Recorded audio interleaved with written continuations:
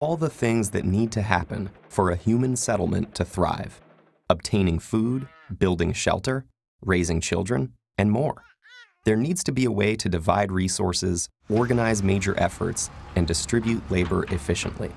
Now imagine having to do this without any sort of planning or higher-level communication. Welcome to the ant colony.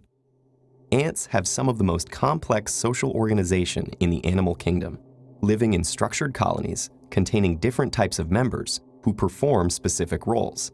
But although this may sound similar to some human societies, this organization doesn't arise from any higher-level decisions, but is part of a biologically programmed cycle. In many species, all the winged males and winged virgin queens from all the nearby colonies in the population each leave from their different nests and meet at a central place to mate, using pheromones to guide each other to a breeding ground. After mating, the males die off, while females try to establish a new colony.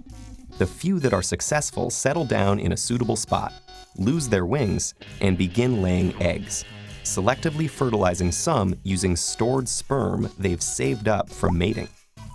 Fertilized eggs grow into female workers who care for the queen and her eggs, build and defend the colony, and forage for food, while unfertilized eggs grow into males whose only job is to wait until they are ready to leave the nest and reproduce, beginning the cycle again. So how do worker ants decide what to do and when? Well, they don't really. Although they have no methods of intentional communication, individual ants do interact with one another through touch, sound, and chemical signals.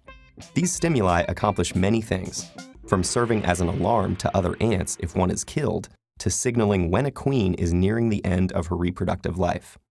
But one of the most impressive collective capabilities of an ant colony is to thoroughly and efficiently explore large areas without any predetermined plan. Most species of ants have little or no sense of sight and can only smell things in their vicinity. Combined with their lack of high-level coordination, this would seem to make them terrible explorers. But there is an amazingly simple way that ants maximize their searching efficiency, by changing their movement patterns based on individual interactions. When two ants meet, they sense each other by touching antennae.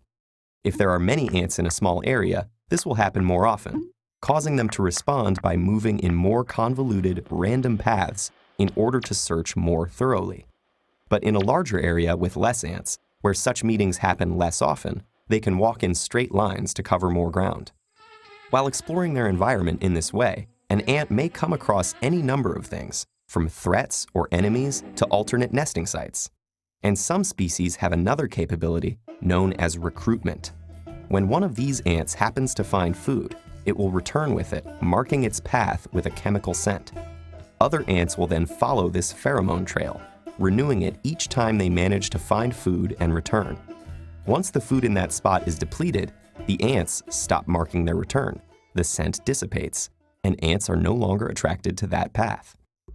These seemingly crude methods of search and retrieval are in fact so useful that they are applied in computer models to obtain optimal solutions from decentralized elements, working randomly and exchanging simple information.